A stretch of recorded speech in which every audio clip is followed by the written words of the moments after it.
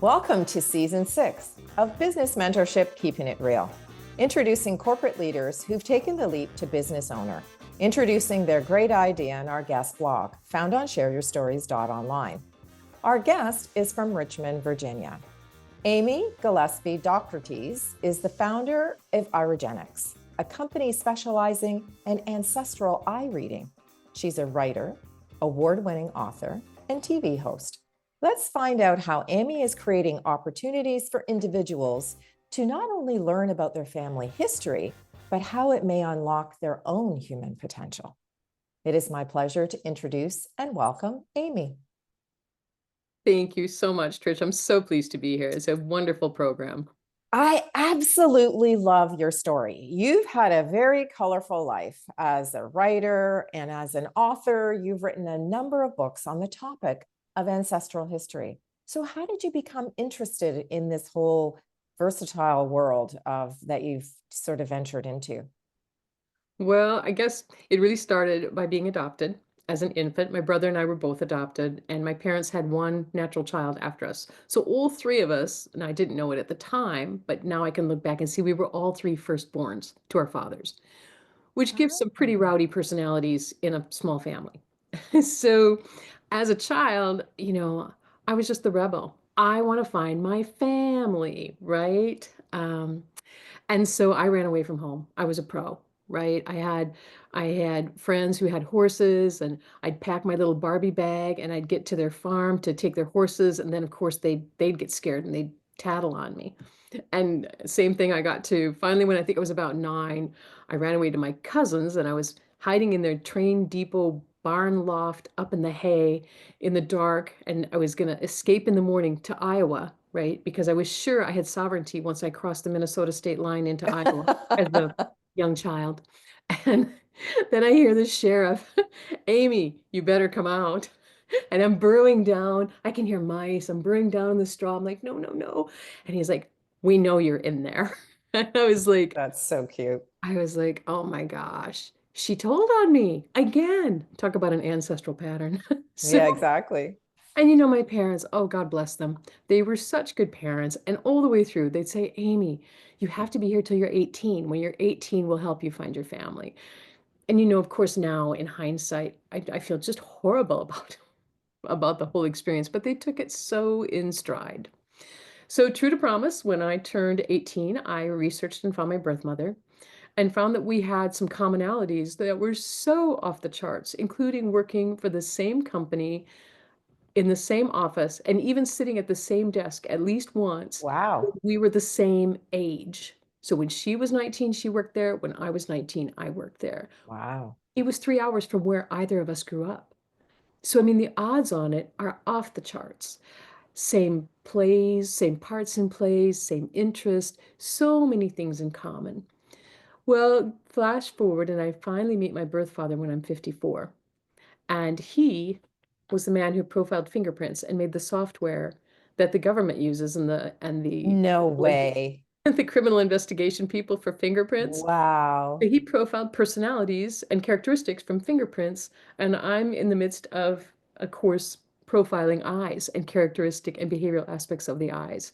And so it was completely unknown to each other. And we had all these commonalities along the way. But the way I actually got into ancestral eye reading is I was in Mozambique, Africa, doing survival skills training for children. And when I came back to the States, I wanted to continue working with children, but I didn't have a college degree.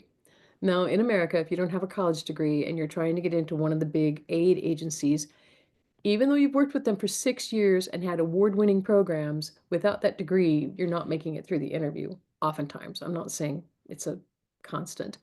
But I didn't actually qualify for a number of positions. So I was taking a class with this man who was doing something called conscious language. And he was looking at people who say things like, oh, I'll never win. I'll never get this. I'll never get that. And how they were sort of, self-propelling themselves into their own future. And he was doing something called bio-optic holography, looking at the 7 layers of the eye for behavioral aspects. And I was hooked. I was like, well, that's Wow, how too fascinating. cool, right? I'm like, what are Yeah. the odds? So it was really an amazing experience. And so I studied with him, but he kept saying that eyes changed all the time. He came from original iridology and looking at the health aspects, which I do not do. And he said the eyes change all the time, but he didn't have any photographs of it. So I was like, hmm. So I went and I studied with another gentleman who was doing truly behavioral iridology. And he said, oh no, now we know with better cameras and lighting that eyes change very, very little after we reach pretty much really from age 2 to 3, the pupil changes, but the rest of the aspects change in very few eyes. And all eyes are finished by the time the brain finishes developing at age 22 to 25. Finished. Wow. Now the color can appear different. You know, some people will say my eyes were green when I was a kid and now they're Right. gold. The overall color, because that's projected. When you take a close-up photograph, you'll see the true colors in there. Green eyes are made up of blues and golds and grays and other little flecks of colors, but they project green. So some days more green, some days a flatter green, Sure. that kind of thing. And blue eyes actually only got on our planet 10,000 years ago. There's much more to be explored about that. I was just going to say there's a whole story behind that story, but we'll talk about that another time, right? It's true. So when I studied with this gentleman who said, no, the eyes really don't change, I studied with him. And then I said, but now, wait a minute. If someone is the oldest sibling and they have a marking in sibling rivalry with sisters, how's that possible? They don't have any siblings and their eyes aren't going to change. So if they get 5 sisters, does it change 5 times? Does something change? What if they only get brothers? What if they get a sister and she dies? What if it's a stepsister? Wow. So I finished studying with him and I went to the next guy and I Right. went to the next guy. And finally, when I got to the fifth gentleman, he was working with grandparents and working with ancestral aspects and personality aspects. And so it's actually our ancestors' challenge of a sibling rivalry situation. If it's with girls, it's a feminine competitive environment. That can be boarding school, it could be girls on Hmm. the street, it could be girls cleaning rooms in the castle. It's that catty jealousy. How come Trish always gets this? How come Trish always gets that? And you Right. can pull up that repeat pattern in your life with a brother, with a sister, with a child, with anyone. The pattern Wow. repeat in whatever way it can in 2025 to say, is this still a problem for us? Does this still cause us drama and trauma? And if we engage it with a bunch of energy and a bunch of, Sure. Feed and the animal, right? Yeah. You you feed the got it. insecurity. That DNA marks it one more time. Let's do this one again, right? Let's do this one Wow. again. So that was the journey into ancestral eye reading, which really took off in about 2018. Really, probably more in 2019 when I moved to Virginia and my husband said, Amy, nobody knows about this. You have Hmm. to do this at the shows. And I said, gosh, honey, I mean, we're in Virginia. There's Confederate flags here. Do you Hmm. think people are really ready to know that there's ghosts in their eyes, that we can see actual ancestral images, a Right. man dressed as a priest, a woman dressed as a teacher or a dancer? I was like, do you think? So fast forward again, and we get to, oh gosh, January 6th. What year was the White House mess? 2023? I think 2021? Anyway, something whatever. like that. No, Yeah. 2021, when January 6th, when the White House had all of its trouble. That morning, I took my normal morning meditation and normal journaled messages. And that morning, I did a heart map. And the heart map, when I got done, had everything about engaging your ancestors, discovering your ancestors, Hmm. understanding your ancestors.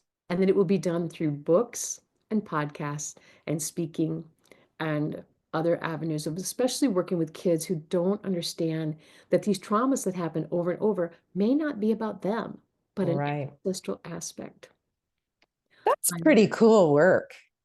You know, it is cool work. You never know who or what's going to show up in your Mhm. eyes. It's just amazing. And the thing is, when you're doing something that's good for yourself and good for the world, your ancestors support you. By noon, I was under contract for the first book. That was on a Wednesday. By Friday, I was under contract for 4 books. Holy Hannah. And now there's 6 books. They are books written by contributing authors. We have 80 authors and artists, and that was all done in 600 days. Wow. They were all Amazon bestsellers, and they all won the International Cover Award. So ancestors are on the map, right? You put them on the map for sure. Discovering who we are and what we come from and why these things keep coming up in our lives is just so, so integral. And I think the best example of, how I got where I am is one of my early shows. I met a gentleman who was a retired Navy admiral. And he said, "What are you doing here with this camera? What's this thing about ancestors?" A very cool, calm, confident man, of course, retired admiral, right? Mhm. And I was explaining to him about looking at the eyes. And one aspect that shows up is our parents' experience of their pregnancy with us. And so I was telling him, oftentimes when we look at there's a marking, an indicator saying that there was kind of a fear or a concern at the time of conception. I say I see it all the time in military babies because maybe the baby's been conceived on military furlough or just before active duty or just before being discharged. And it's like, where am I going? What's my job? I said, I see it quite often. And I said, what happens oftentimes, unfortunately, is sometimes there's a discussion. You can't be pregnant. I'm going on active duty. I'm headed back to sea. I'm not going to be home for 9 months or a year. You can't Right. be pregnant right now. And the child is born with the feeling of not being wanted. And no matter what happens, the parent, no matter what they do, the child just can't hear it. Now, this is often true for adopted children, right? Right. Similar scenario. I look up and I get shivers right now. I look up and the man has a tear running down his face. And he says, Oh, Amy, you have to keep doing this work. We went to every father-son bonding activity you could. We were in therapy for 5 years and this conversation never came up. wow. He said, I know I just heard it.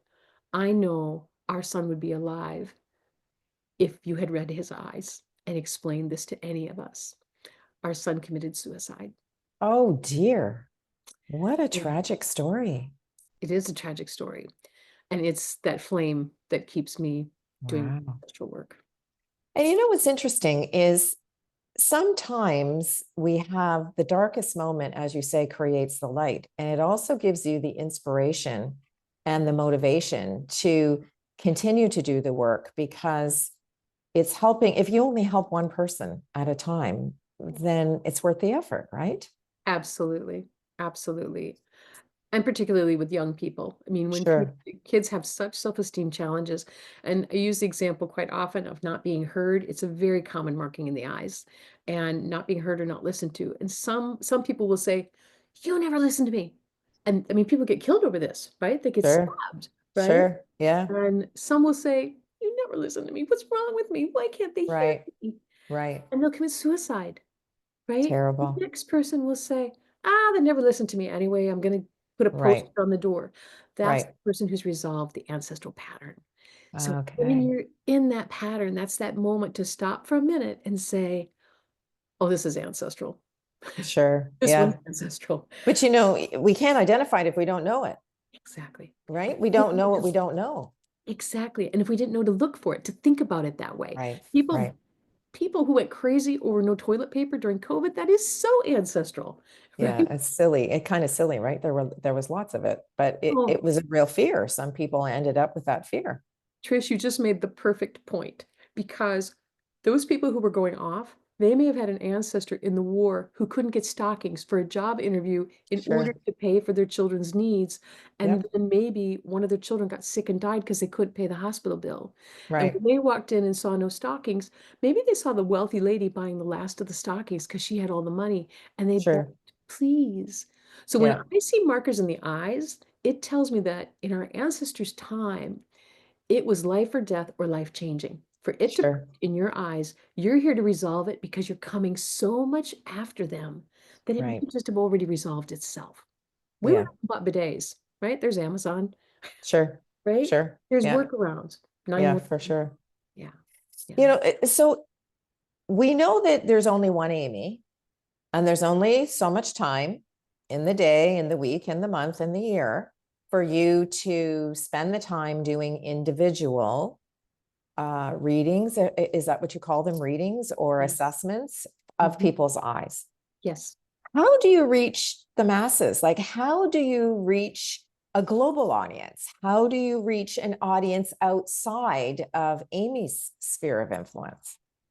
Great question. So this year I turned 60 and it's time to do the handoff. And so I started by creating an app called My Eye Origin, where people can go on their phone, take their eye photos or upload eye photos if they already have them, and they can answer about 8 or 9 questions. And it's going to give them a brief report about their early life, their origin, the origin of their ancestors, their basic eye structure, personality aspects, and their motivational, energetic imprint.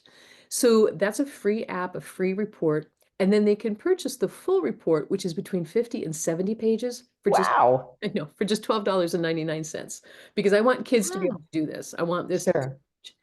I'm very hopeful that in the future, I'll be able to upgrade the app to cover the full 12 o'clock map around each eye, as well as maybe start putting in ancestral traits and expanding the map, right? I mean, the more Wow. people, the more we know. So, okay, we're developing an app. So now we're going into a whole technology business sphere that's outside of the sort of background research, gathering all the information that you need in order to become an expert. So for our viewing and listening audience who have heard your story and they're like, holy cow, like this is an amazing progression from, the light bulb moment really to where you are now. So if I was wanting to create an app, say for whatever purpose, we'll use the Share Your Stories community as an example. Is there an app that I can create that would sort of help people communicate using their device? So you've created something that people can use with their device. But how did you even start? Like, what would be the first step? Like, who do you call? Like, who do you Google to figure that out? Ghostbusters, right? Yeah, like, how do you even start? I wouldn't even know where to start. Well, I didn't either. So and in hindsight, I have some good advice of things, For do as I sure. say, not as I did the Yeah, first round. right. So there's a couple options. There are companies out there that have plug and play apps. Okay. And so just like building a WordPress website, quite Right. easy to set up and do. Some of them tend to have a little higher hosting fee, I think. So, Okay. it's important to kind of shop around.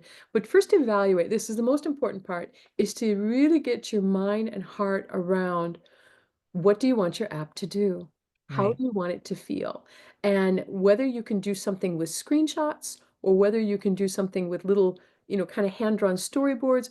But when it comes time to build it, you're literally going to have to sketch out every single screen, what's going to be Right. on it. And so for some people that may feel intimidating and they may need to find someone to help them. For Sure. others, they may look at one of these plug and play apps and say, oh, I could put this together. There's so many Right. health apps, right? So Right. many exercise apps, Right. 20-day Pilates. So that's perfect for plug and play. If you're doing something that a lot of people have done. So really the first thing is to get online and see what's out there. Is there anything like what you want to do? What do you like about it? What don't you like about it? And how is yours different? Right. And if you're going a pioneer road like I did, something that's never been created before, then you're also probably going to want to consider doing a trademark and a patent. Now, those are also documents you can find online. You can Sure. Google and find, how to file a trademark or patent. And even though you may not choose to do it yourself, it's a great place to go to understand the questions they're going to ask, the things you're going to Sure. have to know. Sure. So I jumped in as, right, I mean, six As you would. as I would. I jumped in feet first, right? And jumped right into building from the start. I could have saved myself a ton of time and expense if I had gone through the evaluation, looking at what do I need, what's Sure. it going to look like, what do I want the pages to look like, even if I'd taken 30 days, to even go talk to some millennials and young people about what would they want, what would be interesting to them, Sure. what kind of apps are they doing, where are they finding them? If I'd have done some of that initial groundwork, I would have been much more prepared. It would have taken us less time to put everything together. Sure. And I would have given up a lot less of my daily reading time, which is what I did Right. not factor in. I did not Sure. factor really losing a year of my life doing shows while I was trying to Figuring it out. and helping them figure it out, Sure. teaching them what goes on in my mind when I look at an eye. which is Right. what's required for a patent, is what is your brain doing? And now what is the app doing? And I was like, I'm not even sure I know. So I had to go Yeah. back and really do a lot of assessment. So that's a really great um, tool to share with our viewing and listening audience, because I think sometimes, regardless of age, we're living in a time where everything is instantaneous. You know, you send a message, somebody has it in a second or two or a millisecond. And so I think we forget that there needs to be some research behind what it is that we intend to do. And what you've described to me is almost very similar to what you would do if you're mapping out a book. You know, how many chapters do you want? What is the tone of the book? What's the cover going to look like? You know, is anyone going to support the initiative? So it's really taking a curious mind that has a great idea and mapping it out with pen and pencil or computer or whatever medium you're most comfortable with, and really visualizing on paper what it is you're trying to do. Exactly. And for those people who are more idealist and less tech head, the really most important part, as I'm sure you find with your books, is who's my ideal client? And Yeah, who's my yeah. imagining Mhm. them opening your book, imagining them selecting your book off Amazon or off the bookshelf. Who are Right, they? What do they do? What's their life about? What are they looking for? Why did they choose your book? Why did they choose your app? If right. you have that much and you're going to have to hire an app team to build your app for you, if you have that much, that's so much more than what I started with. Sure. And you know what I think is really an important point for folks to be able to sort of, you know, grab a piece of paper and jot it down is it takes time, Mhm. it takes patience, but it also will take the skills and expertise of an entire team, because it's very unlikely, if you have the great idea, that you're going to have all the nuances and all the pieces of the puzzle in order to bring it to life, right? Yeah, very true. And if you're creatives like we are, then you're going to need a creative team. Right, So, you can find certain places where you'll find people who are great at copying and pulling together, like right. a WordPress site, right? Grab the plugin, Thrive, Yep, right? yep. And you're There's ready to go. You're ready to go. You can do that. And Yeah. some people, for what they're doing, that'll work perfect, right? Right. For certain Right. people. But if you're doing something that's quite unique and you have something really new on the board, you're probably going to have to work with an app team. And you having your mind around what you want your client to experience and what you want those pages to feel like is every bit as important as pulling your book together, because the publisher Sure. only publishes it, That's right. right? That's so true. The whole heart and soul of it comes from you. That's so true. Well, Amy, I think you've given us so much amazing information to sort of take to the next level and whatever it is, however we would like to develop our own great ideas. And what we always ask folks is to share 3 words of advice. So what I'd like to do is kind of ask you to summarize our discussion today with your 3 words, which are research, evaluate, and start. Yeah, absolutely. So research, go online, see what you like, what you don't like. You and I know from authoring books, one of the things our publishers ask us is, what font do we like? Who even thinks about that unless you're publishing a book? And then you got to go to That's the right. bookstore and look at a dozen books or 100 books to decide which print and which chapter thing do you like. So do some research and then evaluate, is this more than I need? Maybe you can do a simple plug and play for now. Maybe that will Right. generate you income for the next couple of years while you go to the next phase. Really evaluate, what do you want from this? Where are you going with it? And then, I mean, I always probably start before I do the other two, but start. There are people who've had an idea Right. in their head. How many people do we know that have had a book in their head for decades and have never sat down and just written it?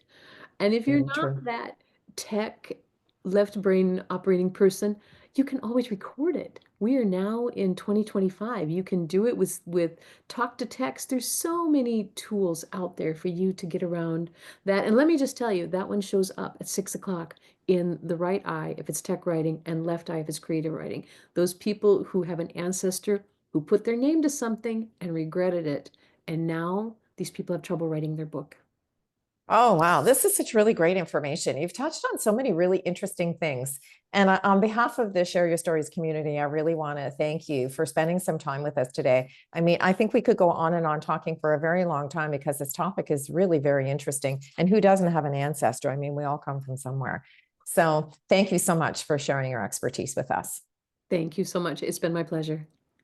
And to you, our viewing and listening audience, I'd like to thank you for joining us today for this edition of Keeping It Real, introducing you to the person behind the logo.